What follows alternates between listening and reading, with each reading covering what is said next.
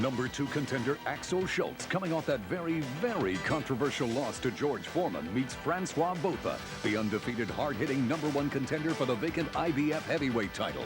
It's Botha versus Schulz, next on Showtime Championship Boxing. The road to the heavyweight championship runs through Showtime.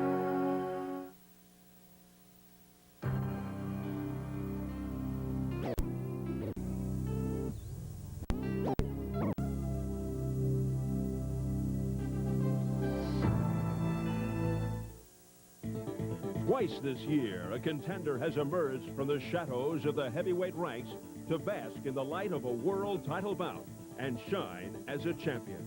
After some disappointing derailments, the Atlantic City Express, Bruce Seldon, got his career back on track when he fought for the vacant WBA heavyweight title. Pouring it on. The new WBA heavyweight champion of the world,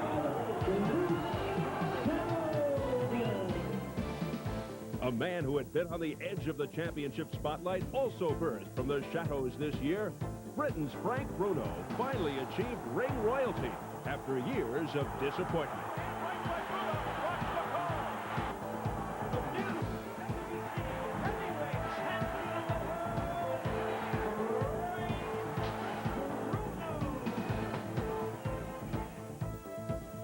This year's heavyweight championship trilogy continues in Stuttgart, Germany, as the division prepares to coronate a new champion. One of those top contenders is Germany's new favorite son. Schulz pounds away, and Odom is nearly out on his feet. the heavyweight champion of Germany, Axel Schulz. The undefeated #1 challenger stands between Schulz and the vacant title. Nice left hook by Botha. Knocks it right through the ropes and out of the ring. The undefeated Francois, the White Buffalo of Botha. Will it be Frans Botha or Axel Schulz emerging from the shadows and into the champion's spotlight? Coming up, the #1 and #2 contenders battle for the vacant IBF heavyweight title.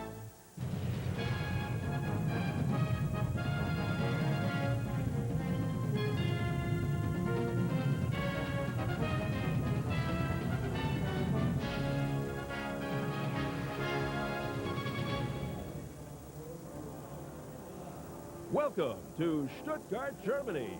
Tonight, Showtime Championship Boxing presents the IBF Heavyweight Championship from the center of Europe as we begin the holiday season. While neither Schulz or Botha has plans for making peace or goodwill tonight, each is looking for an early Christmas present, the IBF Championship belt. And season's greetings from Hanns-Martin-Schleyer-Halle in quaint and friendly Stuttgart, Germany. Tucked away on the southwest corner of the country, it is crisp and clear outside, temperature in the low 30s, warm and cozy inside. And this the third largest indoor arena in Europe with a capacity crowd of about 12,000 expected. And that would be the biggest turnout of the 15-year history of this multi-purpose venue. While hockey, ice shows, bicycle races, and concerts generally take center stage, tonight boxing goes under the spotlight as fans have flocked to see a fellow countryman vie for the most coveted prize in all of sports, the heavyweight championship of the world, or at least 1/3 of it. Hello again, everybody. I'm Steve Albert, and welcome to another edition of Showtime Championship Boxing. Tonight, we bring you the battle for the vacant IBF Heavyweight Championship between Germany's own Axel Schulz and Frans Botha of South Africa. Many feel that Schulz was robbed in his first try at the title against George Foreman last April against Foreman, and rather than fight an IBF ordered rematch with Schulz, Foreman relinquished his title, thus opening the door to Botha and Schulz tonight. Well, my fellow commentator, Bobby Ches, has been KO'd by the flu. He's back in New Jersey. Our best to Bobby, but let me bring on my other partner, the flu-proof fight doctor, Ferdy Pacheco. And Ferdy, first of all, is Axel Schulz deserving of another shot at the title? I certainly think so. Off the Foreman fight alone, while he didn't win it on paper, he won it in the hearts, and most of the boxing public thought that he won. More confusing, more to the point is, how did Botha get here? Botha knocked out or won over 35 different tomato cans, none of which can be found hardly in the record book. How come he's number one all of a sudden? But he is number one, and legally, number 2 Schulz should fight him for the title. It is, to put it in perspective, 2 C-plus fighters, 2 equally ranked C-plus fighters fighting for the most lucrative crown in boxing, the heavyweight championship, and hoping that one of them will emerge so that his respect and his talent will then be considered the equal of the other champions, maybe get a Tyson fight, maybe get a Moorer fight, maybe get a shot at the other two champions. So what we have in stake today is 2 evenly matched C-plus fighters hoping to emerge upward into the rarefied era of real championship contention. All right, before we do anything else, Ferdy, let us take you behind the scenes into the dressing rooms of the top 2 contenders for the IBF Heavyweight Championship. And first, a look backstage at the #1 challenger, Frans Botha, known as the White Buffalo. Botha also rated number 2 by the WBA, a record of 35-0 with 21 knockouts, getting his first world title shot. And although he now lives in California, he's looking to become only the 2nd fighter from South Africa to win the heavyweight title after Jerry Coetzee, the former WBA champ. And while Botha has lots of experience, over 300 amateur fights, some question the quality of his opponents in the pros, therefore raising the question, has he genuinely earned this shot at the title? And his opponent tonight, the #2 contender for the IBF heavyweight belt, Axel Schulz, hoping to become Germany's first heavyweight champion in 65 years. Yes, Max Schmeling, who won the title in 1930, the only German heavyweight champ so far, and still going strong at the age of 90 as a soft drink executive in Hamburg. Schulz from the town of Frankfurt-Oder on the Polish border, population about 85,000, and a good 5 hours from Stuttgart. He was an accomplished amateur from what was formerly called East Germany. And while IBF light heavyweight champ Henry Muska is the most revered fighter in Germany, folks here really seem to relate to Schulz because of his blue-collar background. Schulz 21-2-1 with 10 KOs. Well, to give you an idea of the impact of this event here in Germany, there were over 600 media credential requests for the IBF Heavyweight Championship between Botha and Schulz. Only 200 could be accommodated. 25 TV stations from around the country covered yesterday's weigh-in, and the top ticket for tonight's fight card goes for 2,750 Deutschmarks, or $1,966 plus change. That's almost $500 more than Tyson versus McNeely, the U.S. record holder. All right, before we get to the main event, another world championship fight took place earlier tonight, that being the WBA Super Middleweight Championship. And southpaw Frankie Lyles made his 3rd defense of his 168-pound title as he faced #2 contender Mauricio Amaral of Brazil. Lyles came in with a record of 27-1 with 1 no contest, 17 knockouts. Amaral 23-2-1 with 19 KOs. Here's how he called it earlier tonight. Yeah, I wish you both good luck. Shake hands, and the bell rings, come out fighting. WBA Super Middleweight Championship on the line. Lyles, the champion in the white trunks, looking for his 28th victory against 1 defeat with 1 no contest. And in spite of what seems to be a one-sided fight, nice combination by Frankie Lyles.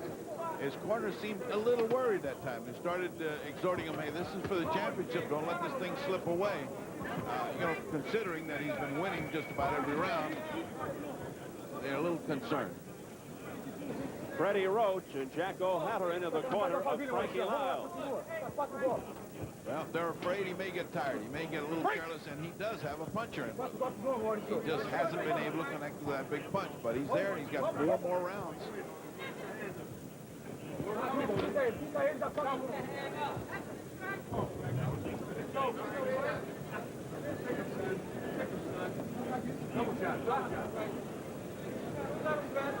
Oh, nice left hook, but Amaral came right back. A hard left hook by Frankie Lyles. Didn't seem to bother Amaral. Those rabbit punches, as the referee, they weren't the rabbit punches. They were punches to the side. I mean, if they were going to punish those, Chavez would lose every round by disqualification. I mean, that's where you punch to the side. I'm not sure why he did that. Well, he probably was trying to be merciful. Oh, there's a combination of the head by Lyles.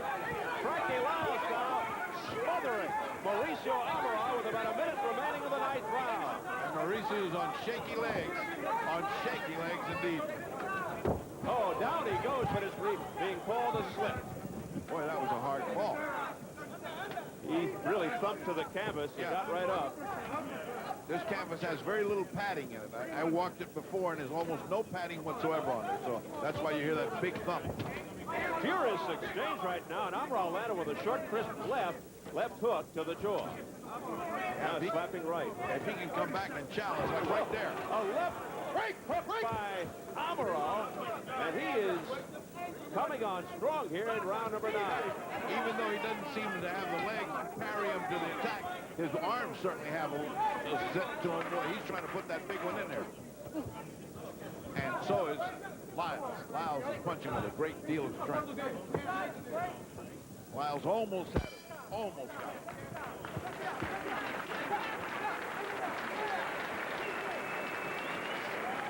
Presta atenção, Maurício. Presta atenção. Toda vez que ele põe essa mão, acompanha, dá continuidade, acompanha a mão dele. Põe essa direita, acredita na sua mão. Acredita nessa direita, Maurício. Acredita. Vamos trabalhar. Now here's where you see the guy getting serious shoulder. Look at those two punches. If that had been a little bit lower than right on the top of the head, he would have been gone. As it was, his legs were very shaky. Amaral, this is a slip which sounded like a bass drum hitting because there's no padding on this canvas. And it's a pure slip. There's nothing else. See, he missed a punch, pure slip. Well, you could fracture your kneecap the way he hit there. Man, that was a resounding slip. Well, okay, all right. Box sharp. 9, 10th round. no, 11. 10. Okay, let's go to work. Let's get this guy out of there, okay? All right? Come on, you got 2 rounds to go, champ. and it doesn't look like Frankie Lyles is going to stand still and pose for him. Well, so the combination of that dazed Amaral momentarily, he buckled, but stayed up somehow. Boy, that was close. A little bit more, and he goes over on his duck. His legs, poor things, are just doing the best they can to hold him upright.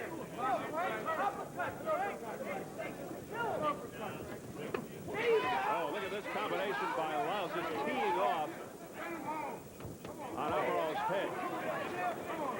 And Amaral showing some bobbing and weaving movement, now even dancing around a little bit. Clean shots. There were clean shots thrown there. Amaral has nothing behind those punches. He has got to be exhausted. He almost went down a moment ago. Approaching 20 seconds remaining in the 11th round. Amaral just walked into a combination. Got a good chin.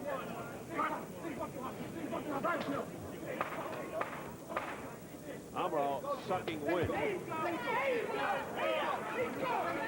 Amaral just looks ready to go, but refuses to.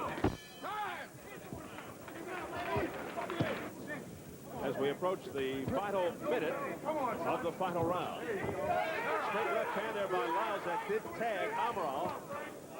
Well, they are well away, and this is somewhat dangerous for the champion. There goes a mouthpiece of Amaral, but Amaral is in trouble. It would be a shame if he didn't make it to the end of this round. So little time left, he should make it to the end. Amaral without a mouthpiece, just looking for a lucky punch during this skirmish. And now just hanging on with blood streaking from both nostrils. 30 seconds remaining. Lyles continues to barrel in and hammer away. He just wants to put Amaral on the canvas. But time is running out for that. And there he goes, almost. He buckled again, and now he's going to be counted.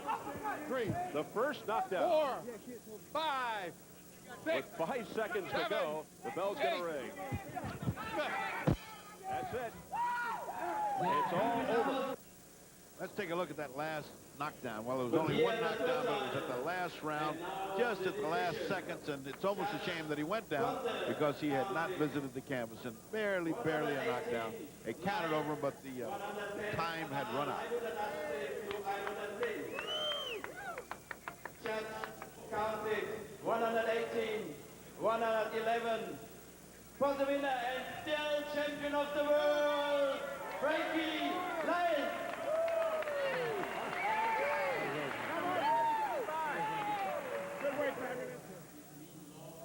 So Frankie Lyles coming on in the latter rounds to win the decision convincingly and to make his third defense of the WBA Super Middleweight Championship. Well, our coverage tonight is being provided by our hosts here in Germany, RTL Television. We are in Stuttgart, one of the wealthiest cities in all of Europe. This is a major industrial town, the home of Mercedes-Benz and Porsche, but it's also a city that has a tremendous charm because of its rolling hills, its many parks and forests and sloping vineyards. Let's take a closer look right now at the city of Stuttgart, Germany.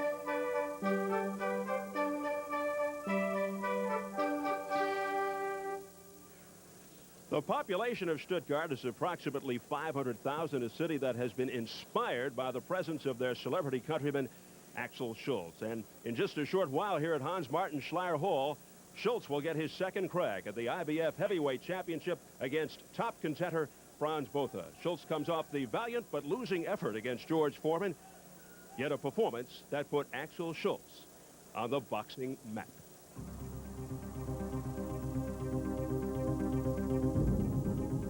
It was no walk in the park for George Foreman here in Las Vegas Saturday night. The 46-year-old legend beat 26-year-old virtual unknown Axel Schulz, but it took the full 12 rounds in a fight some observers thought could have gone either way. Foreman established early control, but he hardly looked commanding. Schulz, though, was hardly intimidating, and as the rounds wore on, the German traded punches with the champion, and here in the ninth, boxed and brawled his way impressively. You better believe he shook me up. He not only shook me up, he made my teeth chatter. He can hit hard, but there was no way to go out there and take a title from him again. I knew that I had to win by quite a margin because there were 3 American referees. And I thought I won by quite a wide margin, but unfortunately I didn't get the decision. Schulz did win the hearts of his countrymen. The only German heavyweight champion was Max Schmeling back in 1938. Germany is a country that boasts several international sports stars. Boris Becker has been one of the top-ranked tennis players since he was a teenager. Steffi Graf is currently the world's co-#1 women's tennis player. Bernhard Langer has worn the coveted green jacket twice to symbolize his victories at the Masters Golf Tournament. Grand Prix driver Michael Schumacher has sped away with the last 2 Formula One championships on the road to fame and fortune. Katarina Witt was the darling of 2 Olympic Games, twice winning the gold for her dazzling figure skating performances.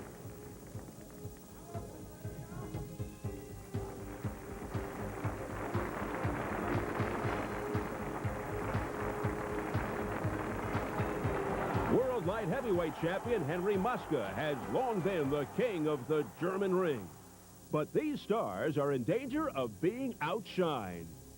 It's very difficult sometimes to convey the magnitude and the popularity and the stature of someone like an Axel Schulz, what he actually has in Germany. It's difficult to convey that to all of us who live in the United States, but with me coming over here so much and being so experienced in that area, I can maybe verbalize it by saying it's equivalent to Joe Namath, to Montana.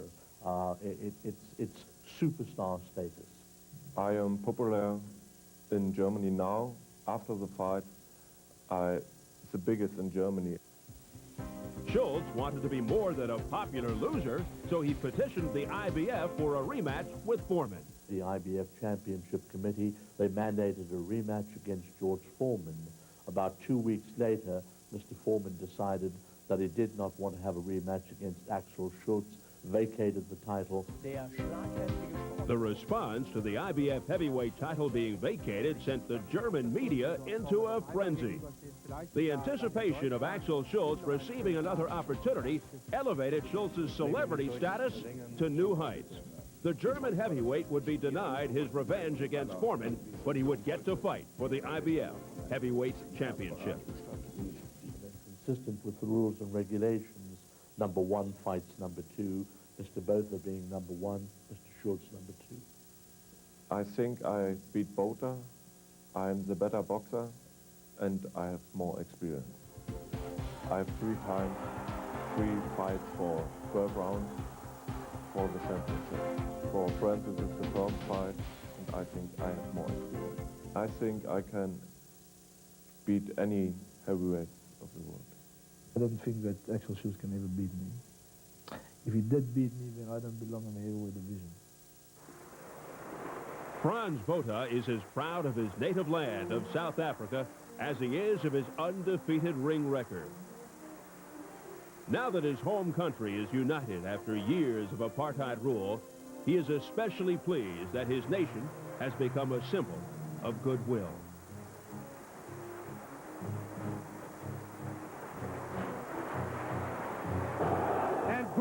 The World Cup Rugby Championship, won by the South African national team, was a big step for this unified nation in the international sports arena after years of sanctions by most of the world community. Frans Botha hopes he can carry his nation's recent good fortune into the ring with him. South Africa winning the World Cup and me fighting for the heavyweight championship of the world will be like a cherry on the cake for South Africa. Jerry Coetzee was the last heavyweight that won a white heavyweight that won a heavyweight title. So, you know, I think that people always in South Africa trying to create another champion. But once I win this heavyweight title, I'm going to go to where it's needed most into my country, and I want to go and help a lot of the people that really need some help, you know. And so I really think that I can be a great help to South Africa and maybe to the whole world. I haven't fought a lot of big names, you know. My record speaks, you know, I'm undefeated, more than that these heavyweights out there can say. So after I win the title, you know, bring them all on. Bring them all on and see if they can beat the White Buffalo. I think this is the biggest fight of my life, because definitely he's fighting for the world title, you know, and he cannot make any mistakes here. The only way that Schulz can beat me is if I don't show up. That's the only way Schulz can beat me.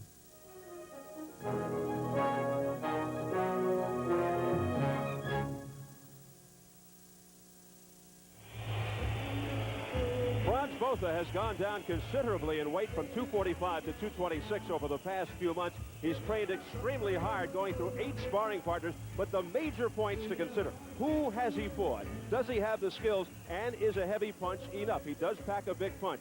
From studying tapes, he told us he noticed that Schulz can't take a body shot, and he feels that his performance against the plotting George Foreman has made the German overconfident. Meanwhile, Schulz told us he's very, very much aware of both his punching power. 19 of his 21 KOs taking place before the halfway mark, and after dealing with Foreman, he knows what's coming.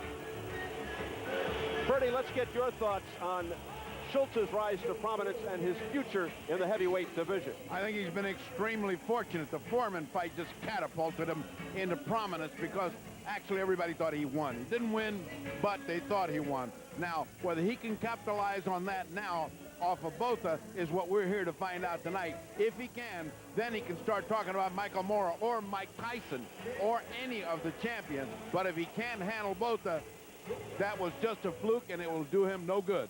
What about the possible disadvantages of Botha fighting here in Germany?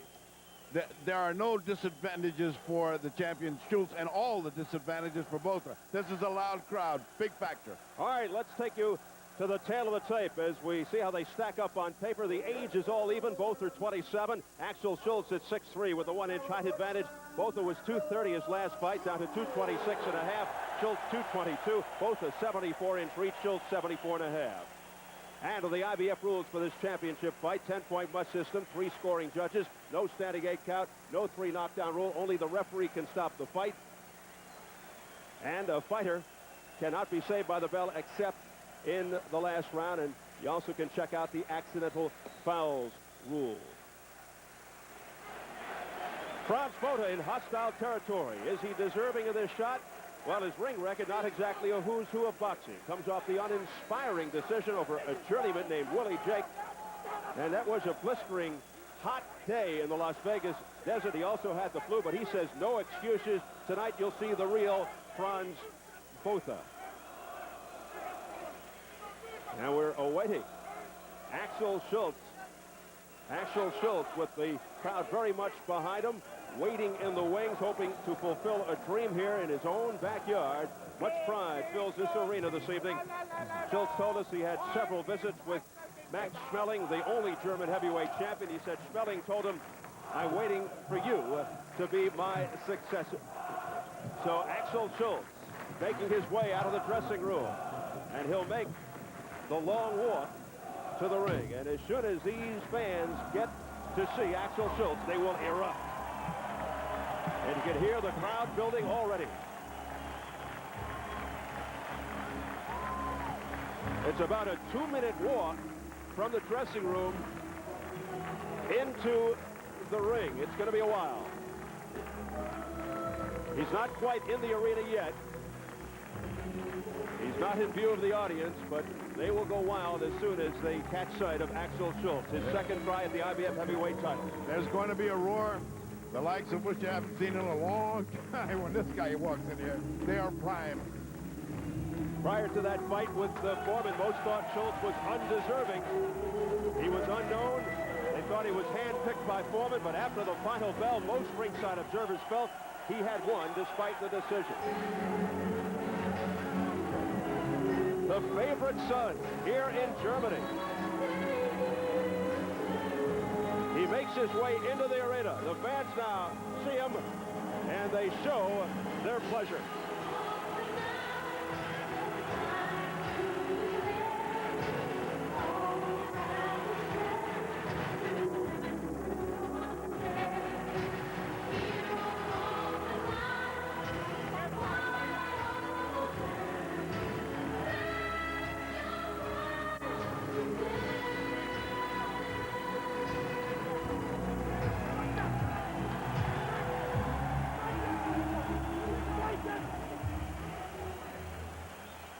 So there he is, Axel Schulz, who possesses all the good qualities you want in a fighter. He's strong, he's tough, he's gutsy, competitive, tenacious, intelligent. Discipline is a great attitude, and he can take a punch. He's got the good chin. And the crowd now in the background with their rhythmic applause getting behind Axel Schulz. Let's go to Michael Buffer in the ring. When the bell sounds, first for our referee from the United States, the Star-Spangled Banner.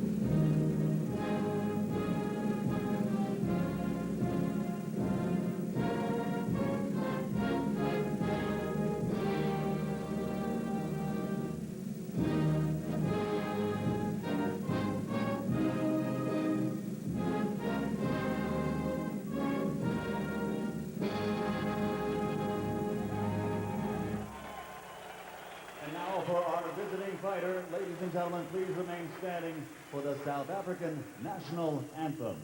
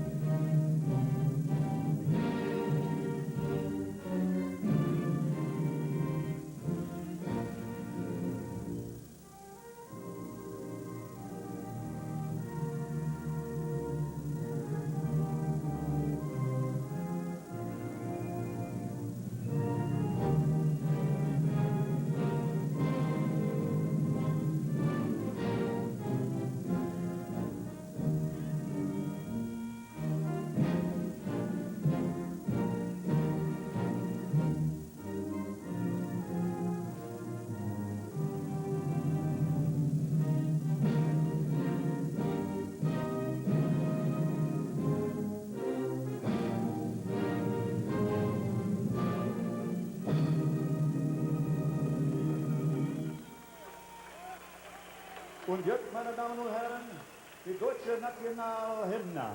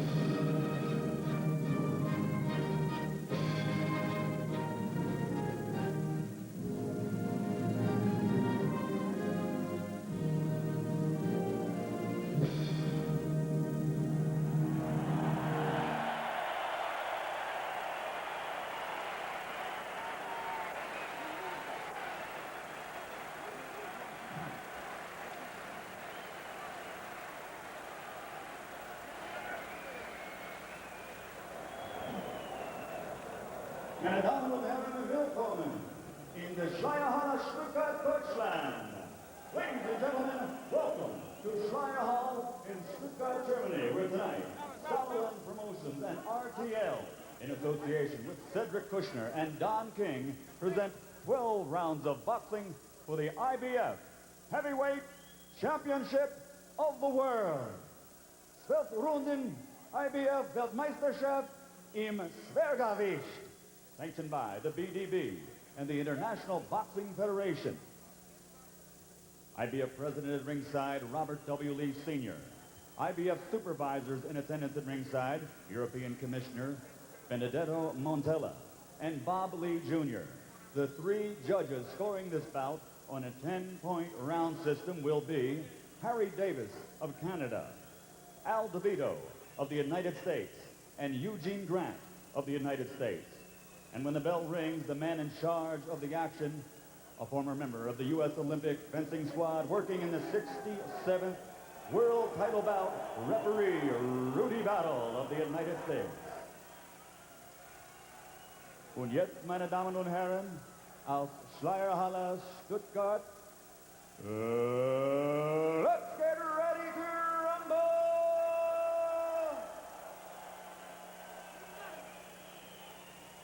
In the rote Ecke, fighting out of the red corner, wearing black, trimmed with the colors of South Africa, and weighing 103 kilos.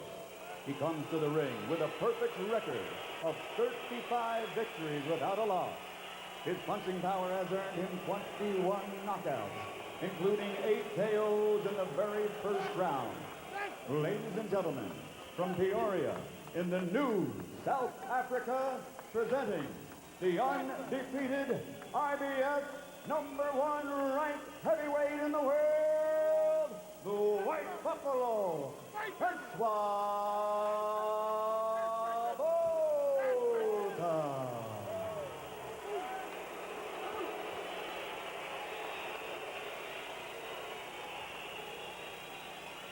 Und in der blauen Ecke, in der weißen Hose mit goldenem Bund, mit 101,5 Kilo, wearing white trimmed with gold and weighing 101.5 kilos, his professional record, 21 victories, 2 defeats with 1 draw and 10 KO. Tonight, he plans to follow 2 of his countrymen to glory. One, here in his corner, light heavyweight world champion Henry Mosca. The other, at home tonight, watching with the rest of his nation, former world heavyweight champion, die Legende Max Schmeling. Meine Damen und Herren, hier ist der ungekrönte Weltmeister aus Baden-Württemberg, Deutschland, Axel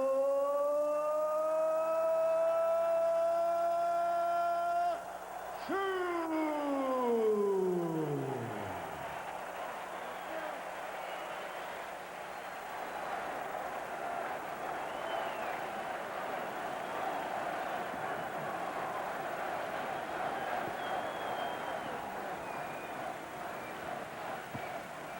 Okay, gentlemen, you both received your pre-fight instructions.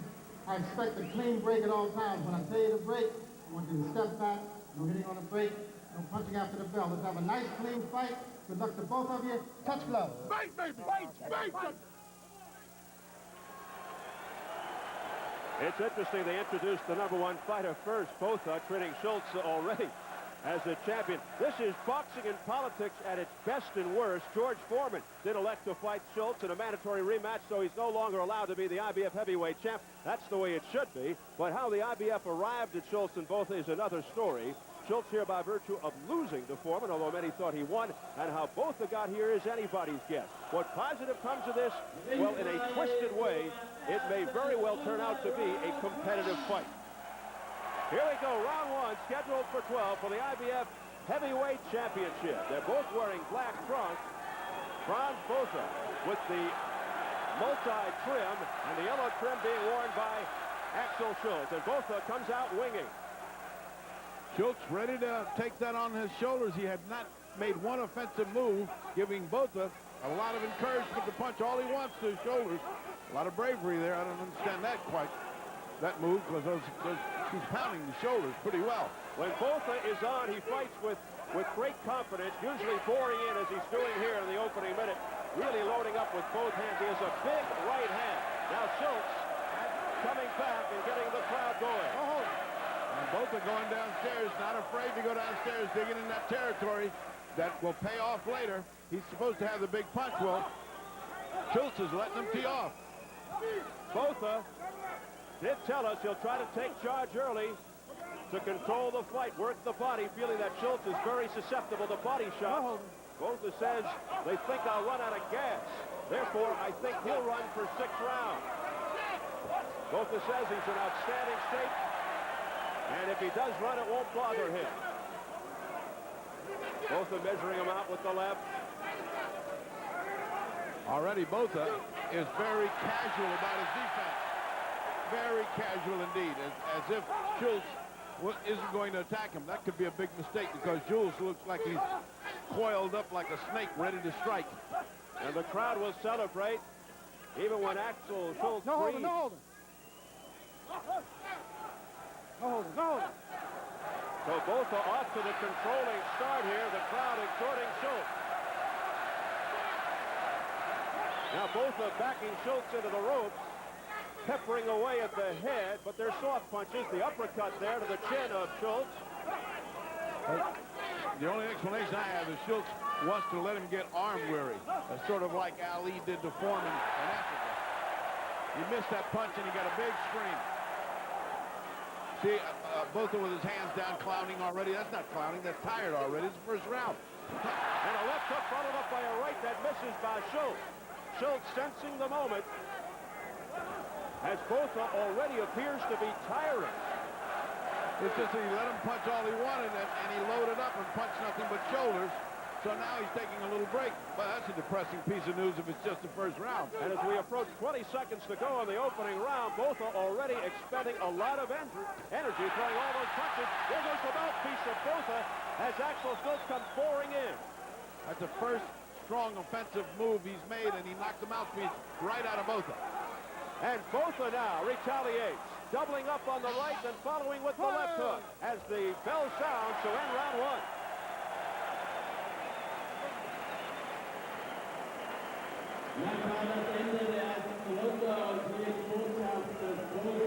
Axel Schulz's girlfriend, Doreen Becker, anxiously watching on.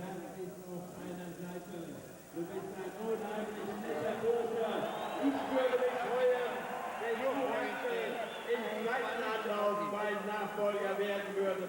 Sein Max Milling.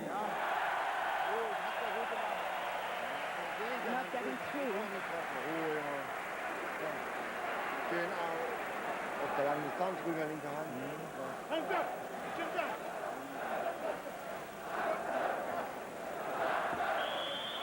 Second out, please.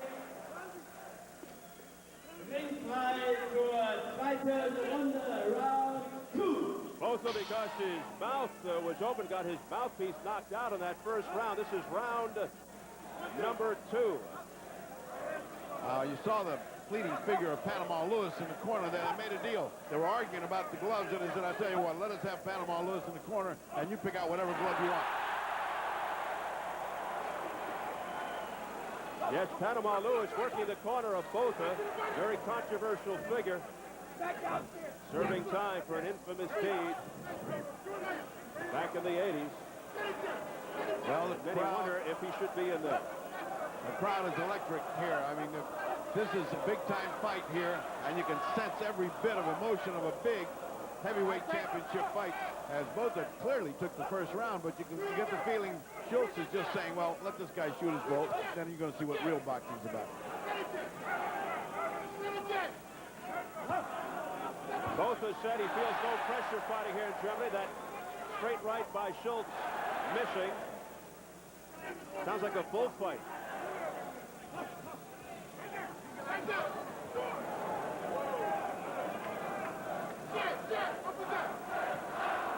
Botha looking on as Axel Schulz does some nifty head faking. We saw that in the George Foreman fight. In fact, Schulz showed that he had a better jab than most people thought. That was a pretty good boxer in that particular fight. Midway through the second round, Botha missing with that straight right. Schulz less willing to let him pound away now. He's starting to get into his game plan. Still not coming forth with any offensive action. It's all Botha's offense, and Schulz waiting to land a counterpunch, which he hasn't thrown many of. And if these two guys look deceptively big to you, it's because they're in a tiny, tiny little ring. The ring is 17 feet, 6 inches. There's the jab of Schulz. Anything he throws will get a roar, depending on whether it lands or not. Not at all. Just so long as he throws it, he's going to get a roar. Capacity crowd of about 12,000 now singing and chanting.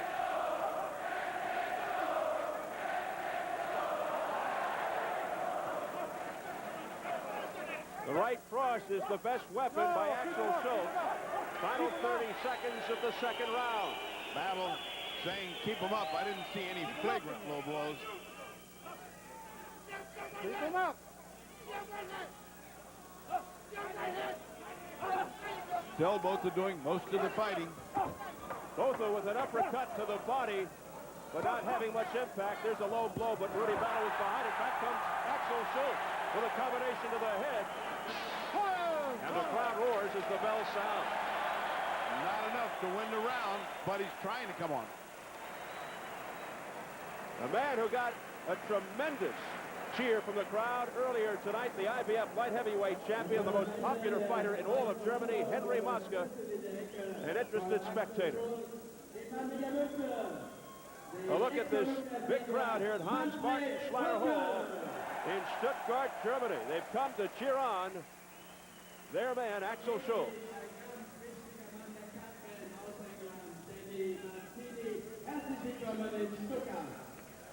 Let's get into some of this good action because this is heating up. This is getting good. Botha, as you see, continues to land, and this is Schulz doing all the fighting right there on your left. But the whole round is Botha landing and then very little sporadic fighting, which you just saw right there. Not enough to give him the action, not enough to give Alex Schulz the round. He's given away the first 2 rounds almost gratuitously. It's like, okay, I'm going to get you in round 5 or 6. All right, round 3, scheduled for 12 for the IBF Heavyweight Championship. Frans Botha continues to go to the body.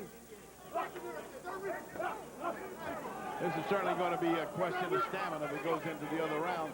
It's a dangerous gamble by Schulz to depend on Botha to fold because of lack of conditioning. He could be in good condition, and then this is going to be a choke-up. You mentioned the small ring. We understand there was an actual trade-off. Panama Lewis can work both his corner, therefore both agreed to wear the German gloves. Both wanted Reyes gloves and the ring.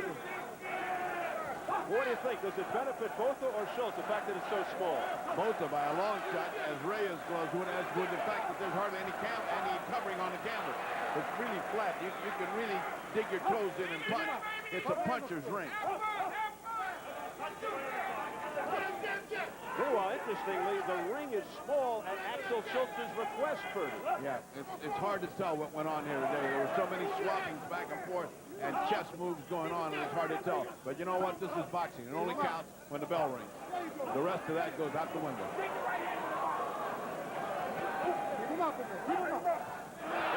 straight right hand by Axel Schulz.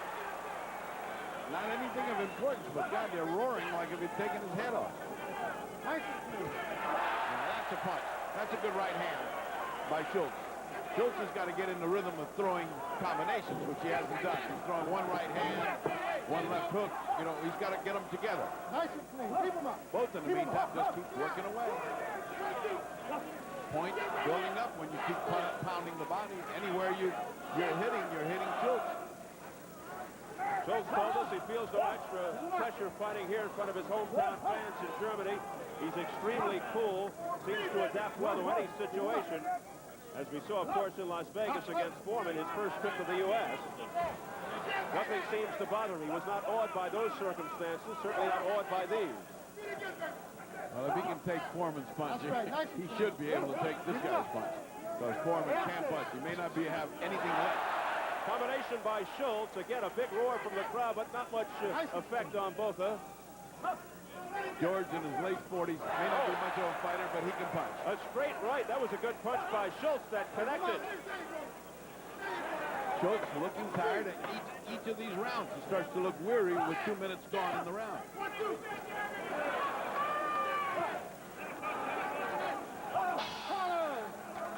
Botha is a man, Booth is a man I'm referring to as getting tired. Not Schulz. It's Botha that gets tired. Meine Sender der dritten Runde und lassen Sie auch auf die Nummerngirls. Sie sind angezogen von all right, baby. That man ready to get bust up in his face. All right? Don't pull back, please. Let's flip the punches. Use that jet and use the speed. Think in there. These are the combinations we need to see more of from Schulz. Schulz is throwing one punch and then just standing back to admire the work. He's got to throw 2 and 3, as that showed at the beginning, but that was a rare occasion. And it's not happening with any frequency, not enough to win these rounds. And he's giving away the beginning of the fight, as if he's confident this is going to go his way afterwards. Seconds out, please. Ringside zur vierten Runde, Round 4. Round 4. I know that Francois Botha told us he's very comfortable with Panama Lewis in the corner, but I am personally appalled that they allow him to be in the corner. He removed the padding from Louis Resto's gloves back in the 1980s. Resto bludgeoned Billy Collins in that scandalous 1983 fight. It was a deed of Panama Lewis. All right, back to the fight. 2 sensational punches Combination by Axel Schulz to the head of Botha, who looks back and smiles and answers with a soft combination. Then he goes back to the body, but it doesn't seem to be bothering Schulz. Schulz really coming on here in round 4. It's as if they opened the gate and said, all right, you better start getting in this fight. Go ahead and start working. So he did start. He started with combination. He started with a couple of very strong punches, did Alex Schulz. Didn't seem to hurt Botha, but boy, they landed with effectiveness. Schulz now pressing the attack. A straight left hand to the head. A wild swing and a miss on a sweeping right try by Botha. Botha now working the jab. Little peekaboo style a la Floyd Patterson by Axel Schulz. There's that straight left that's having some effect by Axel Schulz. Then a poing left by Schulz. Schulz turning it up a notch as far as the tempo. Now, he's doubling up on the rights by Botha. He's definitely in the fight now. He is definitely coming into the fight. That a glancing blow on the right hook by Schulz, thankfully for Botha. Now Schulz beginning to dance around a little bit, feeling confident. Comes in with the combination. The overhand right missed, the left missed as well. Work your way out. Low blows, but on the wrong side of Rudy Battle. He didn't see him. The crowd chanting Axel. And the guy that looks like he's got the punch here is Schulz. Botha doesn't look like he's got the kind of punch that's given him that record. Botha undefeated, 35-0 with 21 knockouts. Schulz 21-2-1 with just 10 KOs. Schulz, the number 2 rated heavyweight contender for the IBF. Botha number 1 by the IBF. No hold. Schulz finally coming through. He is getting a much finer tune-up to his punches, and it looks like he's in here for business now. And even though Botha comes in number 1, not many giving him a chance, particularly here on German soil, as Botha digs into the rib. You got to give it to him for workmanship. He is in there to work. He is not lazy. Botha now dancing around. He says he's feeling good and that he'll surprise a lot of people tonight.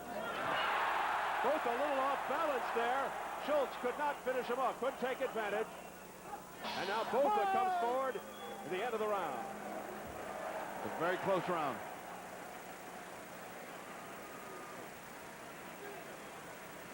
Das war die 4. Runde sind Ehrengäste zu begrüßen. Herzlich willkommen, der Ministerpräsident von Baden-Württemberg, Erwin Teufel. Wir begrüßen den Ministerpräsident von It's difficult to hear what's going on in the corner. Wir begrüßen den Bundesverkehrsminister Matthias Wissmann. Wir begrüßen den Wirtschaftsminister von Baden-Württemberg. There is almost no talking going on there. The announcer is mentioning something, so you can't really hear what's going on in the corner. Otilia Brunst, our translator. Yes, not much going on in that corner right now. Right. It's difficult to make out. I can see Manfred Walker talking to Axel. Axel looks pretty good, but there was no chance to get what they were talking about. All right, thank you, Otilia. Manfred Walker, you referred to, won a gold medal as a welterweight at the '68 Summer Olympics in Mexico City. Here we are, round 5 for the IBF Heavyweight Championship. After a nice start by Frans Botha, Axel Schulz, the number 2 contender, coming on. But now Botha. Here comes Schulz.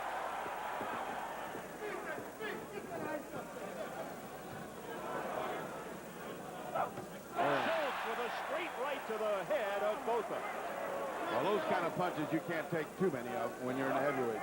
Those straight right hands like that thrown with force, man, that finishes you off. And Botha is the one with the big right hand, but we haven't quite seen it as of yet. It's been mostly Axel Schulz in the punching department. Schulz difficult to hit cleanly in the face with those gloves, that peekaboo style. It's very effective for him. Oh, he just missed with that right hook, did Axel Schulz. Schulz picking up the pace now. He's starting to jab, starting to move in.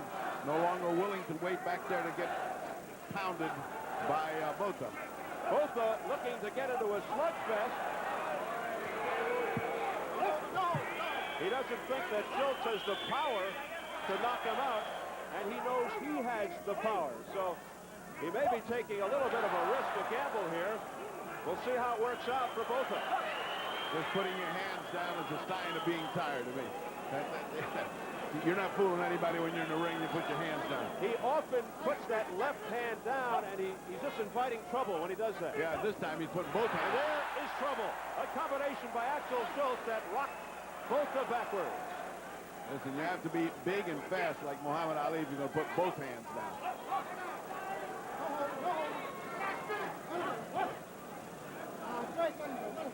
Rudy Battle has to break him up.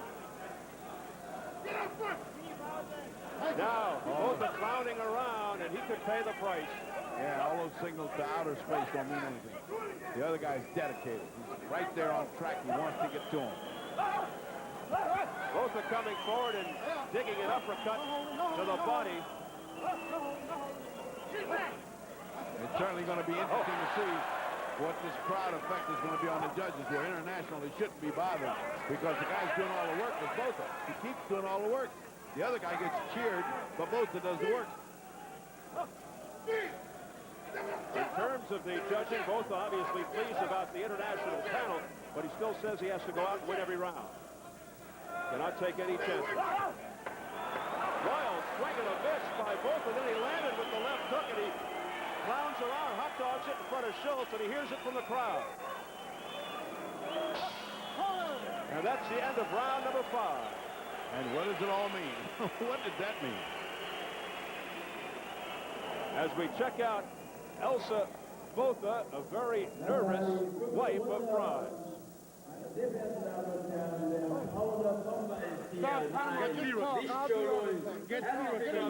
Roberto Blanco. You gave a run. You gave the run away for nothing. This guy ain't nothing, champion. You got to go to work.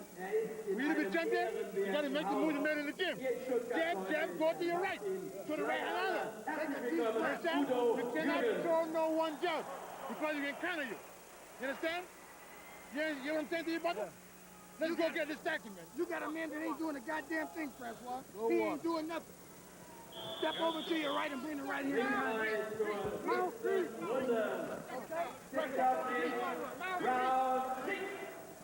We welcome you on Showtime in co-production with RTL Television of Germany. The PA is so loud that it's very difficult to hear the corners. We just wanted to pass that on. Round 6 scheduled for 12 for the IBF Heavyweight Championship. Botha should be very leery of this going to a decision. The judges really could be influenced and swayed by the local pro-German crowd. But I have to agree with the advice he was getting. He said, you stay busy. The other guy's doing nothing. Stay busy, you win the round. I think he is winning these rounds. I have him at 49 and 46 because he's doing all the work. Schulz looks good when he punches, but he punches so infrequently. I mean, they aren't that big to win a round. He's got to work more. They have him well trained to stay busy. When you can't see any opening for the jab, move to your right. Now, he's been doing that with effectiveness. Schulz, on the other hand, hasn't been doing what he wants his corner wanted to do. Go ahead with the jab. Oh, there's a big right there. Straight right hand by Schulz that landed and rocked Botha. Because he's throwing the right of the jab before it like his corner wants. They want a strong jab and then the power. Combination by Schulz. And a straight right by Axel Schulz. Here in round 6. Schulz picking up the pace and landing. You remember in our interview we had yesterday, he said after round 6, this guy's fine. Well, it's round 6, so he must have been telling us the truth. Because up to now, he has not taken command of this fight. I mean, here's a fight that looks like he's the superior fighter. Looks like he has much more quality than the other guy. Yet the other guy's doing all the fighting. I mean, you know, points are points. Round by round, Botha is winning the fight. I think a few people here in Stuttgart would disagree. Oh, yeah. I mean, Stuttgart, I'm sure he's won every round.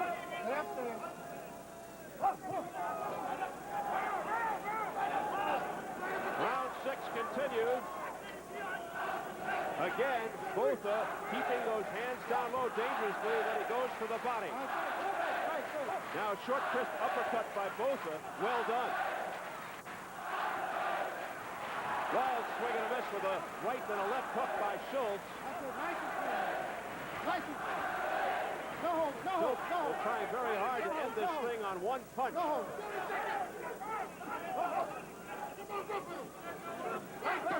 What I like is that body shot. He's been trained by American trainers, and you can really see it because that body shot is bouncing right off the belly of Schulz. And when Schulz misses, Botha comes back with a body shot. He punishes the body and inside uppercut. He's working hard.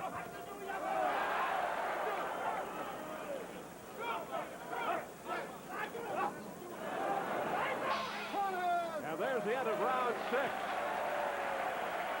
Ottilia Broots, our translator for Axel Schulz. Let's give a listen. Let's give it a shot. Hello. Yes, now. Es war die letzte Runde über 12 Runden angesetzt in dieser WM-Fight. Und wir stellen Ihnen noch einmal vor, Menschen, die hier Schwerstarbeit leisten. Das ist der Richter Rudy in seinem 67. There's not much talking going on in this corner. Manfred Walker. Hier Helmut Wassenbaum und Ralf Rohler, die haben wahre Schwerstarbeit zu leisten. Herzlich willkommen. All right, let's take a look at what Schulz needs to do to win this fight. He needs to get more of this stuff going on. A left and a right perfectly on the bottom. The right perfectly on target. Didn't do much damage, but that's the kind of stuff he's got to do to win this fight. He's just not doing enough of it.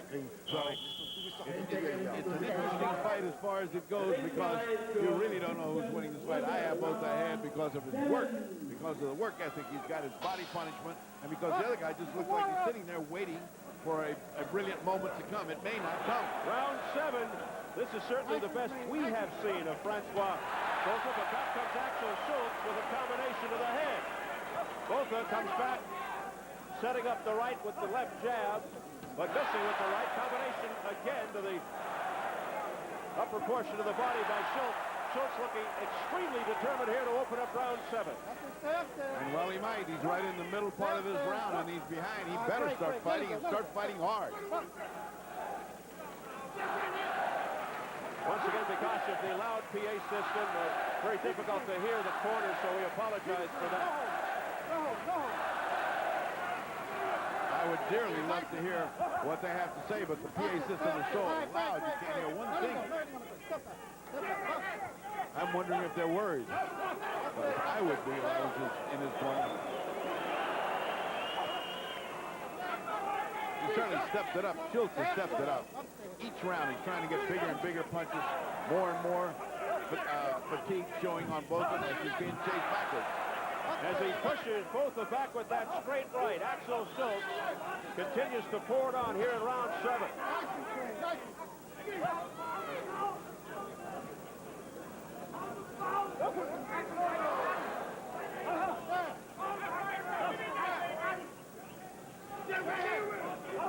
Botha in dangerous territory, 75% of his victories ending in the first 6 rounds, and he looks to be fatigued. Keep him up, keep him up. Allen says keep him up, but I don't see anything going too low. But Botha showing that he is game, hanging very tough, continues to unleash punches. Well, it seems like the tide is turning here because all of a sudden he's run back. And here comes Schulz. Combination to the head of Frans Botha. Now Schulz just pushes Botha away, trying to unload once again. Another combination that missed. Back comes Botha with a straight right. Botha now digging in with an uppercut to the body. But Botha has very little left as far as hard punches. That was just when it looks like he's just about had enough, he comes back. He's got a lot of guts, has Botha, a lot of guts. Then Schulz follows it up with an overhand right. He comes back in with a combination, but those were glancing shots.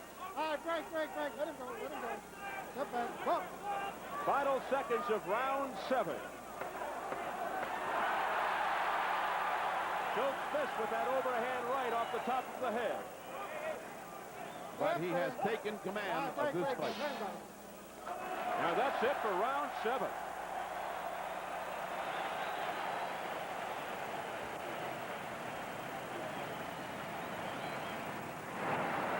Keep your hands up, man. Relax, son. Take a deep breath, son. You got grease? Another one. I got some. Got it on my You gotta fight that no beast. Don't do it with his fight, man. Take another deep breath. Pull it in. Wait to fight, but don't give it away now. All right, here's the sequence where you can see that the fight is beginning to turn. Schulz has dedicated himself now for the knockout. He's coming on. He's driving Botha back. Goes both against the ropes, and that's what's dangerous territory. Going back like that, he has no chance against Alex Schulz. He was doing all right as long as he was going forward. Well, the tide has turned. Let's see if Schulz can keep it up, because he's still behind on my card, and he still needs some impressive rounds here. Round 8, unofficially, your scorecard. 68-65, Frans Botha as of now. But Alex Schulz took that last round big, and he looked like he has established himself on a highway toward victory if he can keep up battering a tired Botha. We come off a round in which there was lots of action, but still sort of a tiring style of fighting. But Axel Schulz picking up the pace considerably. There's a straight right by Schulz. It wasn't flush, but it did push Botha back, as did that overhand right. Combination, and a mouthpiece goes flying from, looks like Frans Botha's mouth. Was that a three-pointer or a two-pointer? Wow, did that go a long way? That's a three-point shot. That was from downtown. So now, with no mouthpiece, Botha continues. 2 minutes left in the 8th round. Rudy Battle doesn't seem too interested in putting it back, so this will continue.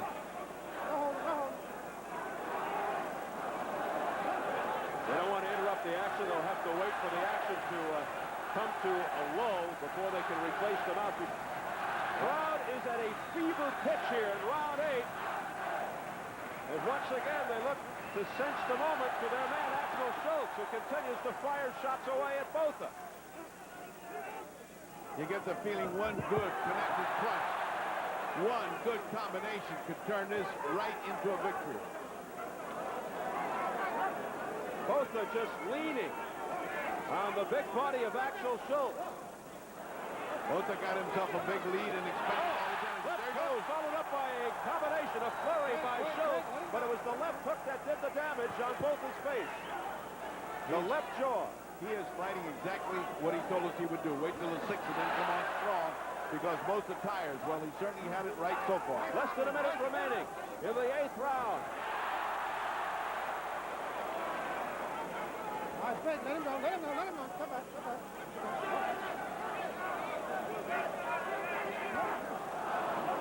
Good duck under move there defensively by Botha to avoid that straight right hand by Schulz.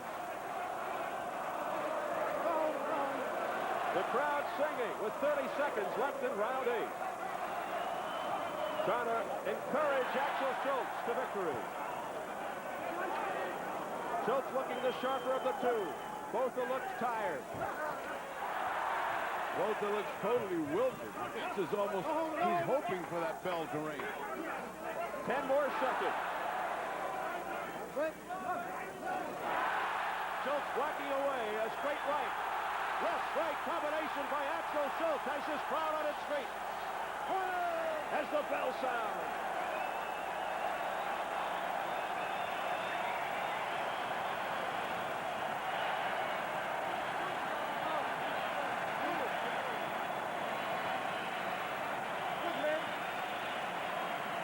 You got to get that second win now. Where's the mouthpiece?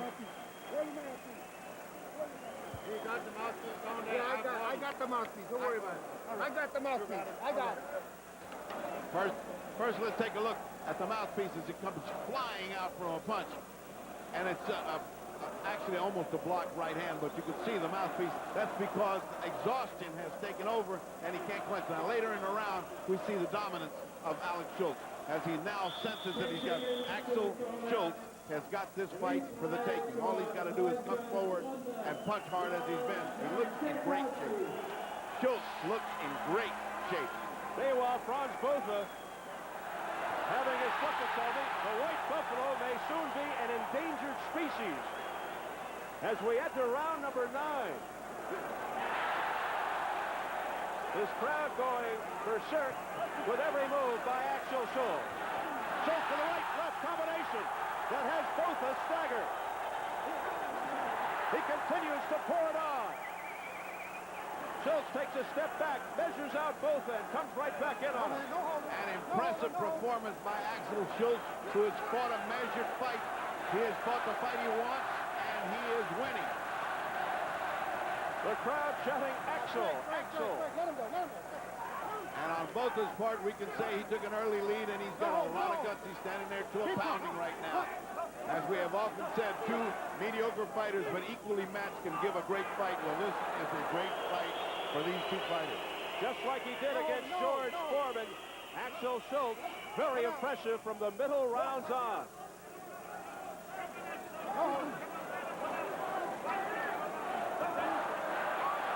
Again, a straight right by Schulz, forcing Botha back towards his corner.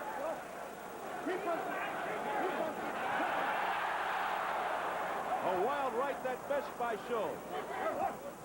Boy, there are bombs that Schulz is throwing. I mean, if he was holding back, he's turning loose now. There's nothing there. He's throwing everything he's got. These are thundering punches past the midway point, round 9. Axel Schulz is putting on an impressive show.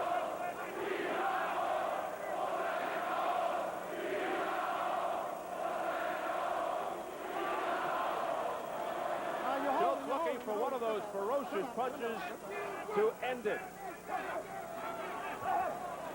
And that's the first action you saw out of Botha in a long, long time, and it wasn't much. I mean, he is now a punching bag. And Schulz, after taking a rare breather, comes right back at Botha, missing with that right, and a right uppercut counter punch by Botha that landed flush on the face. And I noticed that Schulz had to shake it off. You get the feeling that Botha needs a whole round off. Just give him a round and get some breathing. But he doesn't know how. He's just standing there fighting. He fought a nice little piece of fighting there, but it's not enough to hold off Schulz. Botha has never gone past 9 rounds. Schulz has done it 7 times. So we're coming into uncharted territory for the #1 contender, Frans Botha, as we approach the final 10 seconds of the round. Schulz continues to come forward as we head for the bell.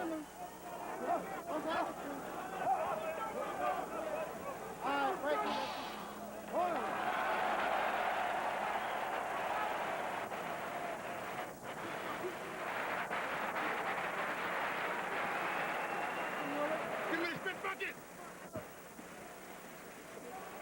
Let me tell you something. You got him busted up. Listen, man, that man tired now. It's your time. Let's win this fight, baby. He's dog tired. But you got to keep your hands up, I'm big. ready. You understand? Fight the winner now. Come on. Okay. Pull yourself together now. That's Manfred Walker talking to Axel Schulz now. Can not yet hear very much that's going on. He's just given him some water. He's playing. He's out, man. Very difficult to hear what's going on. Hago. Axel coming deflected for Germany. Come on out. You can do it. Well, I can make that out. He said, Axel, you're fighting for Germany. And said in a Cockney accent, makes you wonder if he's honest. Here we go, round 10. These final 3 rounds could swing the fight. Either way, we'll have a new title holder as IBF heavyweight champion.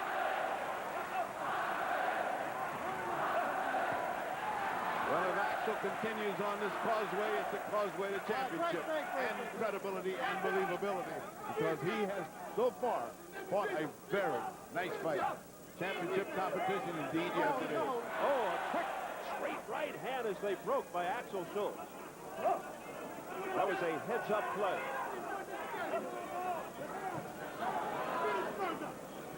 In the inset, that's Axel Schulz's corner trainer, Manfred Walker.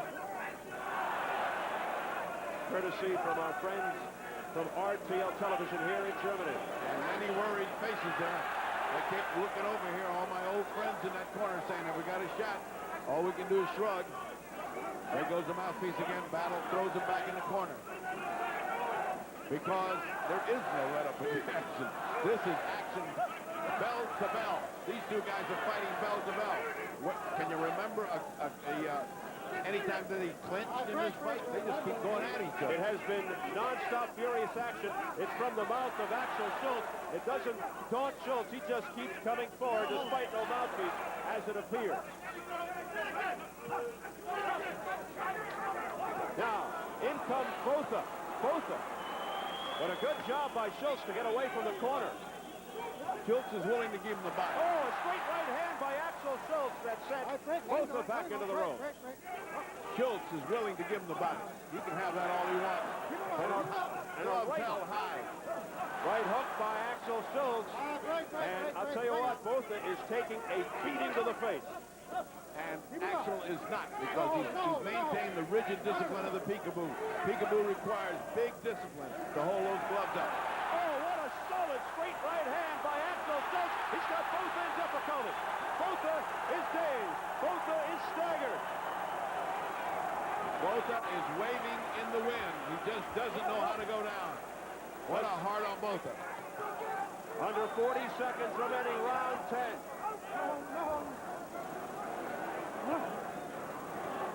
Schulz expending a lot of energy, and then he comes forward again with a combination. The straight right hand landing. 20 seconds left in round 10. A straight right there by Axel Schulz after the head fake, and then another straight right by Schulz. What a powerful right hand by Schulz being exhibited here. And Botha won't quit. He just won't quit. Break out. Oh, Botha hits him after the bell. He did not hear the bell. It is very low. It's very low. Yeah, the bell is like a Chinese gong or something. The gong of Fu Manchu or something. It's not a bell. You want to be champion? You want to be champion? Do you want to be champion? You know what I'm saying to you? You want to be champion? Come on, goddammit, go get it then. You know what I'm saying to you about? You got Stop pulling back. Come on. Deep breath. Stop pulling back. All right, sit down now. Sit down. Big shots by Schulz. These are the kind of things that should have put him out, and yet Botha stands there with an incredible guts that he's got, taking these shots. Look at that shot. Look at that right hand. That should have at least waffled. And he comes back with a punch of his own. Another right hand by Schulz. Schulz trying as hard as he can for this knockout. And at the end of the round, we see some little extra action going on, but that was unintentional. This is the action right as the bell sounded, and they kept on going a little while after. What a dramatic sequence in the corner of Frans Botha as manager Sterling McPherson kept shouting in both his face, do you want to be champion? And now they finally get the mouthpiece into the mouth of Axel Schulz as we begin round number 11. We go to the championship round. No holding. Both his arms continue to be at his sides. He's got to be exhausted. Let him go. No holding. And he's showing tremendous heart here in the face of extreme danger from Axel Schulz, who continues to land with that thundering right hand. Botha fights back. Botha digging to the body. Schulz trying to get his distance so he can unleash bombs again. No holding. And oddly enough, as tough as this has been, as grueling as this has been, Schulz looks fresh. And Botha looks exhausted. Botha not used to these late rounds, as once again you check out Manfred Wilkie, courtesy of RTL. Wilkie in the corner of Axel Schulz supporting him.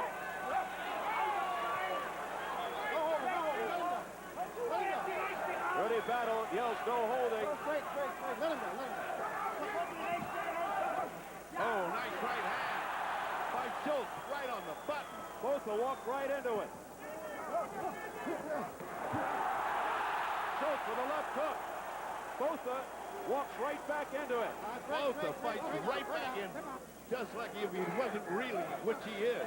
He fights in it. His arms won't die. On-weary Frans Botha has apparently nothing left in those punches, but continues to withstand the punishment of Axel Schulz. Rudy Battle must be saying this is the easiest fight I ever worked. I don't have to do anything. These two guys are just going at it. It has been non-stop action. Not many clinches at all. Ooh, nice little crisp semi-uppercut on the part of Botha. Didn't do anything, but shows his heart still in the fray. What a nice heavyweight championship fight this is. Two very game competitors. We said at the outset they might not be the best heavyweights in the world, but it's turned into a competitive affair. They may not be the best, but they're equally good. One is as good as the other, but right now it looks like Schulz is the better fighter. The two bore in on each other in relentless fashion.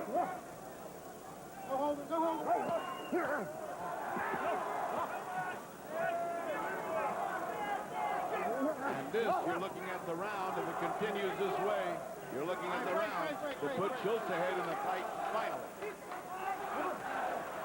Final seconds of round 11. Crowd once again chanting Axel. And Schulz now showing the exhaustion, just leaning on the shoulders of Botha as we head for the bell. Interested observers at ringside, Elsie Botha, who is Franz's wife, nervously looking on.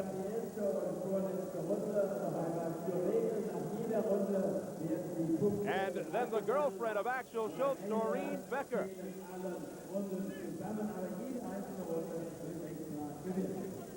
Very anxious moment. That's now. We need this night. We need this knockout. Deep breath. You understand me? Deep breath. Deep breath. Come on, deep breath. Deep as you can go. Come on, get it all back inside. Die letzte Runde. Du schiebst mir weg. Du suchst den Kampf gegen. Funken.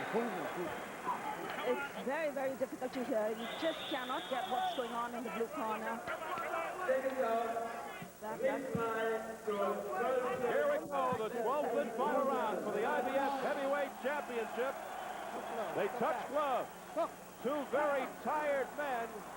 3 long minutes for the championship. And Sterling, his cornerman, said you need a knockout to win, and I'm kind of sure he's right.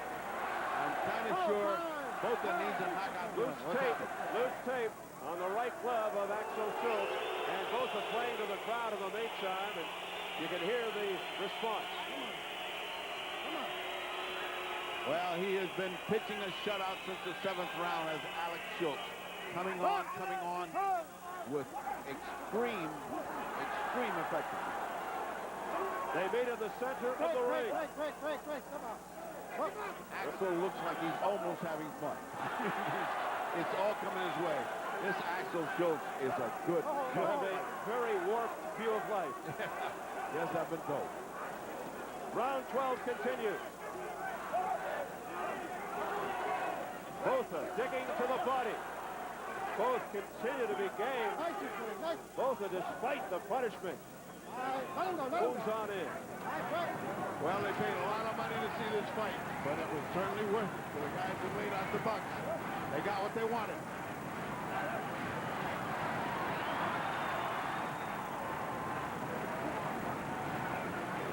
For the last 4 rounds, Schulz has thrown nothing but hooks and crosses to the head of Frans Botha.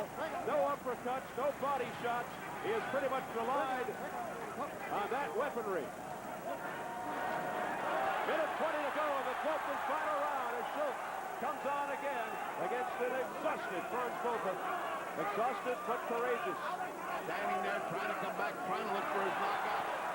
He's not getting it, but boy, he's taking a shot. It may not be stylish, but it's 100% effort. Yeah. Oh, he's landed a good shot on Alex. Another good shot on Alex. Another good uppercut on Alex. Axel has taken some shots and been able to come back. That was 3 good shots on Axel. We approach 40 seconds remaining in the fight. No knockdowns. Toe-to-toe in the center of the ring. Less than 30 seconds remaining. And I want to tell you, if Axel Schulz doesn't win this fight, we're going to see some nasty, upset people. Axel Schulz with a combination of the head.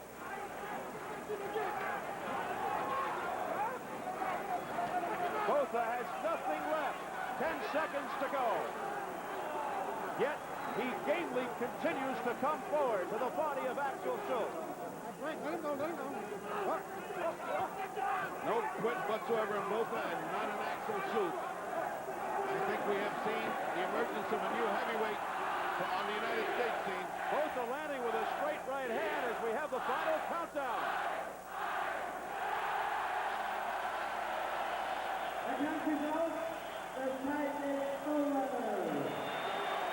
Botha can barely stand.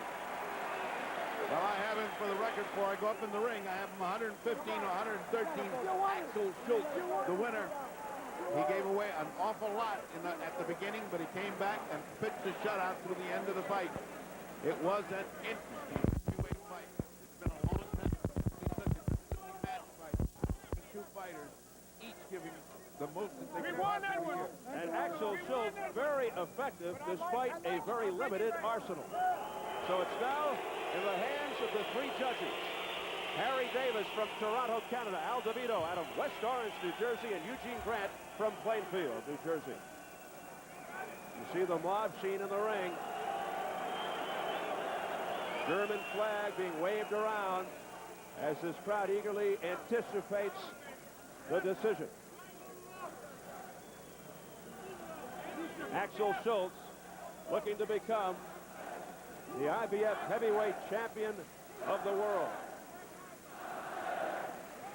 The fight doctor is on his way up to the ring for post-fight interviews.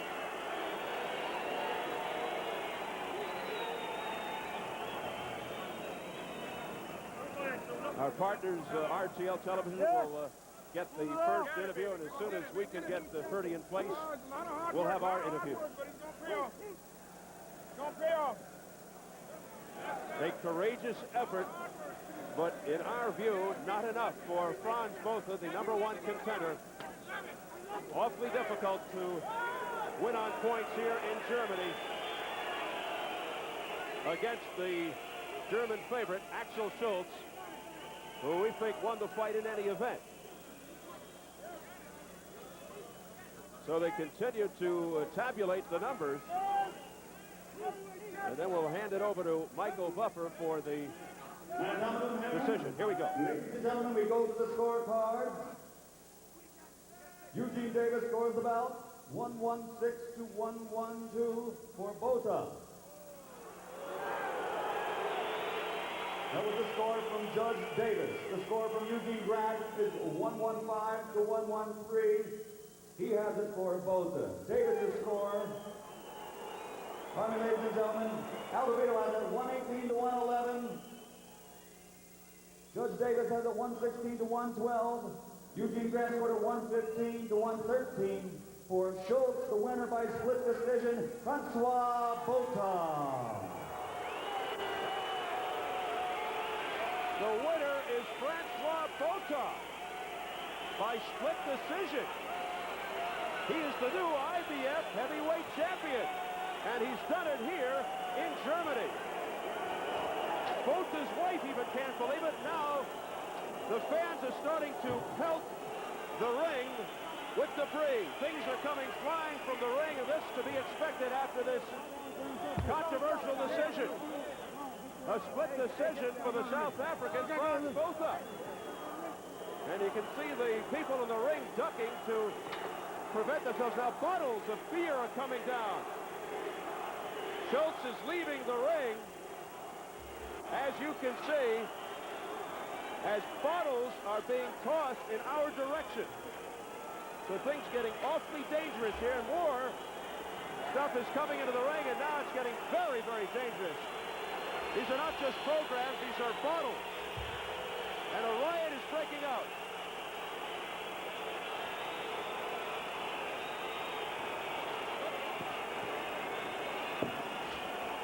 And now, bottles and programs and anything these fans can get their hands on are cascading toward the ring.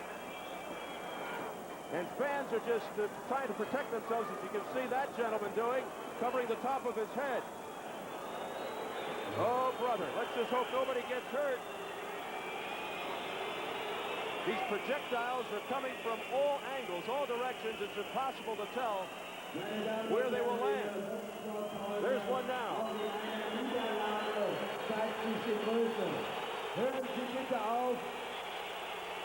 You can see the projectiles continuing. Now, bottles continue to come down into the ring. The ring has been totally cleared wisely. The only problem is we are very close to ringside, and we continue to stay here as a television monitor is being dragged across the ring. And look out as beer goes flying in front of us. We'll stay right here and continue to report what's going on. As a riot breaks out in terms of people throwing bottles of beer and other bottles to the ring.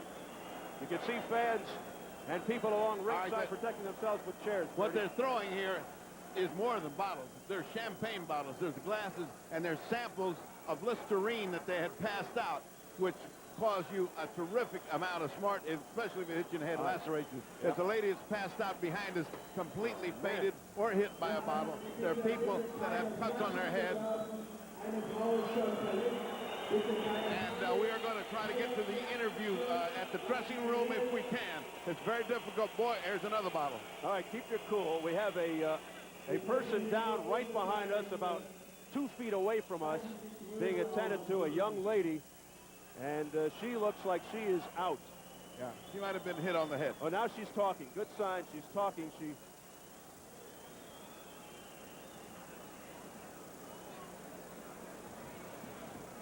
So you can see there fans looking to protect themselves from further debris being tossed toward the ring with chairs over their heads. Beer bottles, Listerine bottles, promotional bottles being tossed around here at Hanns-Martin-Schleyer-Halle after this very controversial decision. Champagne bottles, as Ferdy detected, and champagne glasses being tossed down here in a very unfortunate set of circumstances. I'm keeping my eye out to my right here for this young lady who's being helped up. And fortunately, she seems to be all right at this particular point. As the fans continue to whistle and hiss and boo at this decision here. Frans Botha getting a split decision over their hometown hero, Axel Schulz. Here at the table, we thought Schulz won the fight. And now I think that things are finally beginning to simmer down somewhat here. Cooler heads are prevailing, thank goodness, here at the Schleyer-Halle in Stuttgart, Germany, where around 12,000 fans were on hand, and many of them erupting at the decision call by the 3 judges. So really an unfortunate incident here in Stuttgart. You could almost predict that it would happen if Schulz lost the fight. As this woman is leaving the ring, you can see the wrapping around her head. I believe this is the woman. No, this is not the woman that was off to our right. This is another one. I see the one that was off to our right being helped off. She seems to be okay, but she does require some help. This one has a bandage around her head, and you can see the blood. Well, let's hope that she is all right as a security person here at the Hanns-Martin-Schleyer-Halle in Stuttgart. Lends assistance to the young lady. Well, this is pretty much a first for me. I've never been involved in anything quite like this as far as riots are concerned, and it really is shameful. It's very hard to believe that it's happening, almost inconceivable. But it did happen, and let's hope it's over. And it's all happening because Frans Botha has come into Germany to knock off Axel Schulz for the IBF Heavyweight Championship via split decision. Here at the table, once again, we thought that Axel Schulz won the fight on points. As you see, fans continue to shield themselves from the debris being showered toward the ring. They're using anything that they can possibly get their hands on to hold over their heads. You saw one lady there had her pocketbook, another one had a program, and the ring is all clear. The fans very much perplexed, walking around with dazes on their faces. Some of them are trying to make their way to the exits. And unbelievably, Frans Botha is the new IBF heavyweight champion. So let's take a look at the chaos at the end of the fight after the decision. Here it is. Here are all the people in the ring. There's Don King with the baseball cap trying to make his way through the ropes out of the ring. And look at these people scatter as debris, bottles, glasses, everything being thrown into the ring after the decision was announced that Frans Botha won the split decision over the German Axel Schulz. We are in Stuttgart, Germany, where all of this is happening before your eyes. What a sight. And there are the remains, a live shot of the ring after the debris winds up. Look at that. Champagne glasses to the right of your screen. Broken glasses. How dangerous is that? Goodness gracious. And now an overview look at Hanns-Martin-Schleyer-Halle as the fans continue to walk around kind of stunned after that controversial decision in the favor of Francois Botha.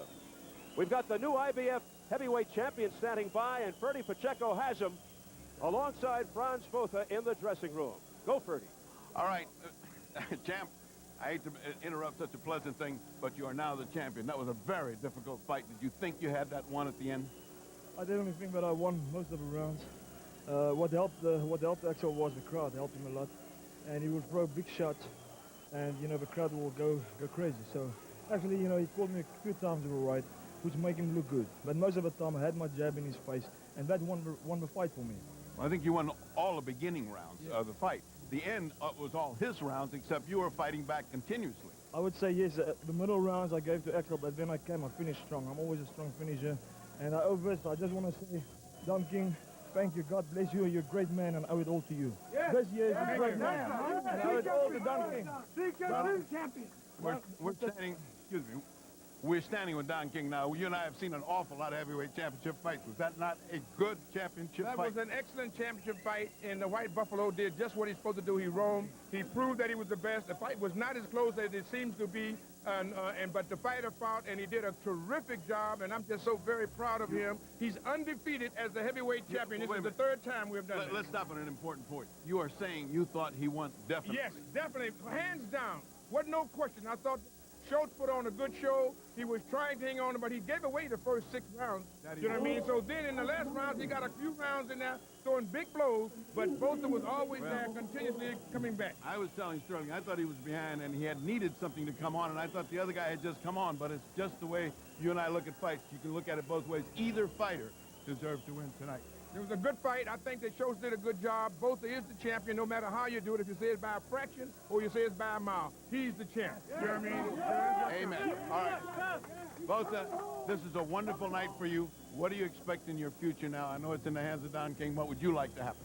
Well, I'm just going to say that Mr. Don King made this happen for me, and I'm sticking with him, and he decides. If Mr. Don King say fight this person, I'm fighting, because Don King is the man that brought me here. And I Very good. And let's see, Bob Lee is to our left here. President of the IBF, you have a little something to give, I think, to Mr. Botha? Yeah. This is Bob Lee Jr. now. Why did we can't present this to you in the ring? You fought a great fight. Now you deserve an IBF heavyweight champion of the world. What a great fight. I just want to thank the IBF, Mr. Bob Lee and Mr. Bob Lee Jr. for this opportunity, along with Mr. Don King.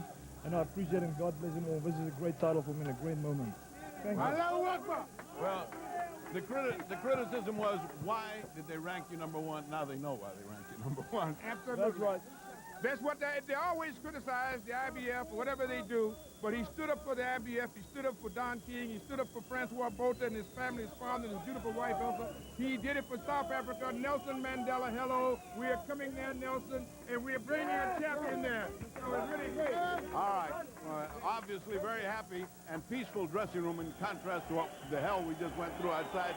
Let us go back to Steve at ringside, and I hope he's all right, because bottles are flying. Thank you very much, Ferdy. Now there are more fights breaking out.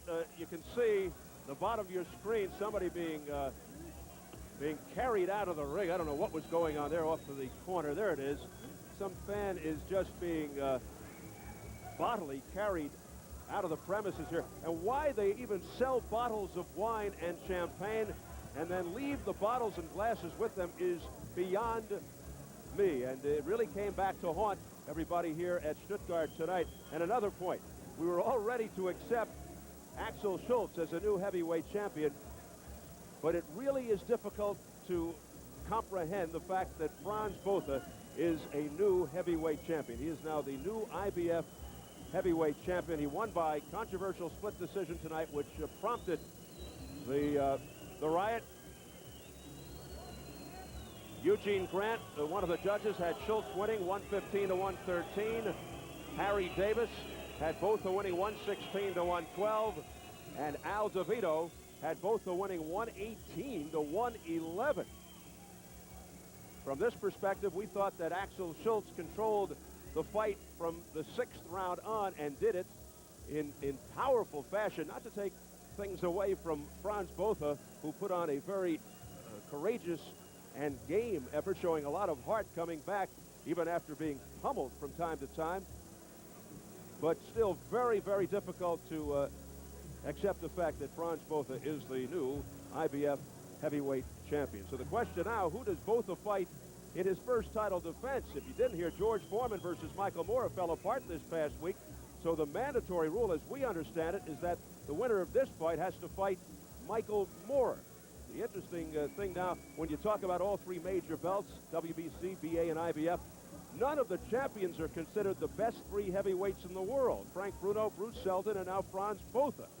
Riddick Bowe, of course, is the WBO champion, but the WBO is considered a fourth-ranking organization. You have fighters like Mike Tyson, Moore, Evander Holyfield, Lennox Lewis, who are not champions, yet considered better than the three major heavyweight title holders. That's what the heavyweight division has come to today. And there you see, as many of the fans have exited the Hanns-Martin-Schleyer Hall, and there the remains of the riot that took place as a champagne bottle rests comfortably on the canvas in the ring. Meanwhile, there are still, I would say, a few thousand people just wandering around aimlessly here in the hall. So a long night here in Stuttgart. This fight started after 11 p.m. local time. So you figure that the audience here had a lot of time to get alcohol in their systems. Purdy has more back in the dressing room. Doctor? All right. First thing is we cannot go to the opposite dressing room. Obviously, Schulz, distraught, will not let us in and will not give us an interview. But let's start our interview with what you think should be his next step. Well, right now, we want to let him savor the victory. I know that Mike Tyson will be looking, and Mike Tyson, now we have all three belts. It's up to you whether you can be able to challenge a tough guy like Francois Botha, and challenge another tough guy like Bruce Seldon, and challenge another guy like Frank Bruno, and be victorious on them all. Can you do it? That question will be answered when Mike Tyson fights on next Saturday night, a week from tonight, in Philadelphia, and Mike Tyson will be fighting Buster Masters Jr. So it's going to give this man a chance to savor the title, but the climate is good. We're there. Showtime Championship Boxing undeniably is #1. SCT pay-per-view is #1. We are very happy, very excited, and the heavyweight division is in for some electricity now. Have you chosen anybody for the March date with Tyson? Yes, Frank Bruno will be the first opponent for Mike Tyson, March 16th at the MGM Grand in Las Vegas. It's going to be an exciting fight. All of England will come there. Sky TV will be carrying it in England. It is going to be a great fight. Pay-per-view is launched in England on Sky TV on March the 16th, and SCT will be doing pay-per-view. It's going to be a fight that Mike Tyson promised the people of America. I promised the people of America a free fight on Fox TV. We are going to do that on the 16th of December, and we're going to fulfill our promises, and we're very happy about that. So the night is Francois Botha's night is very exciting. Now, from something very joyous to something very sad, or more or less sad, you have just gone through a very long experience in the courtroom. Your opinions is what's happened to you and what your future is as far as the judicial system. I think America's the greatest country in the world, by none. I think our judicial system, which was proven when I went before a jury with one black on the jury, stood the test of time, and I think it's time now for us to bring our races together to be a time of healing. It is not a time to preach divisiveness, polarization, isolation, or alienation. It's time to promote friendship, unanimity, and zeal, and constrict all negativism to its narrowest form. I love America, and I will go down and die for America, so it's not going to be about finding what it is. Yes, it was an excruciatingly painful experience, but I was innocent, and 6 people believed that I was innocent. So therefore, I know that I was innocent from the beginning. So I shall continue to persevere in spite of, and I think that America is a great country, and I want to thank the jurors that voted for me, that would enable me to be here to talk to you tonight, and the jurors that voted against me, I understand. So God bless America. It's the greatest country in the world. I live for America, and Merry Christmas to all the jurors, the ones who voted against and the ones who voted for. You know what I mean? It's a wonderful thing, and I want to thank Showtime and all the people at Showtime, Frank Biondi, Sumter Redstone, Steve Barad, and former chairman of Showtime, Tony Cox, Matt Blanc, all the guys that really enable us to do this. And tell a friend, sign up for Showtime. Sign up now, because next year it could be a Christmas present. We're going to have the greatest boxing show on earth. And Jay Larkin and Roy Langford is a great vital part of this. And Freddie Pacheco, as you know, they'll be witnessing you again, the Fight Doctor on Showtime, with the most exciting bout in heavyweight boxing or any boxing history. I'm just delighted to be a part of the Showtime machine. I think we all join in wishing everyone Merry Christmas. Merry Christmas. And back to ringside, where I hope my partner is safe and sound. Showtime and myself every year feeds the hungry, the poor, the less fortunate than ourselves. We're going to start in Philadelphia at the Liberty Bell. We're going to give away turkeys there. Then we're going to move into New York in our usual manner and give turkeys to those who are the poor, the underprivileged, the downtrodden, and denied. And we shall continue to do our best in God's way to try to feed the hungry and the poor. Showtime and I will be working ever vigilantly, dedicatedly. Merry, Merry, Merry Christmas. And send me a turkey if you got nothing better to do. And back. This one is back to Mr. Albert, no matter what this turkey says. All right, Ferdy, and happy to report that things have settled down considerably here by the ring, as Frans Botha able to pull it off in hostile territory on his opponent's turf here in Germany. Let's take a look at some reaction after hearing of the controversial decision. Frans Botha really letting the crowd have it, saying, I told you so. I told you I would pull off the big surprise. Meanwhile, another disappointing loss for Axel Schulz. Schulz's reputation is growing in defeat, losing to George Foreman and now to Frans Botha. He refused to give us an interview, extremely disappointed as he walks down the steps and in disappointing fashion heads toward the dressing room. And it was just moments after that when the debris came flying down from the stands, and we'll see what the future holds for Axel Schulz. Well, it has been quite a night and quite a year here on Showtime Championship Boxing. We've seen Julio Cesar Chavez continue his quest to 100 fights, the brutal and tragic end of the career of Gerald McClellan, and the return of Mike Tyson, plus much, much more. Recently, Ring Magazine's yearly Boxing Insiders poll voted Showtime as having the best boxing on television. And we look forward to 1996 with you and wish you the best for the holiday season. For the Fight Doctor, Freddie Pacheco, our entire crew, this is Steve Albert saying so long from Stuttgart, Germany.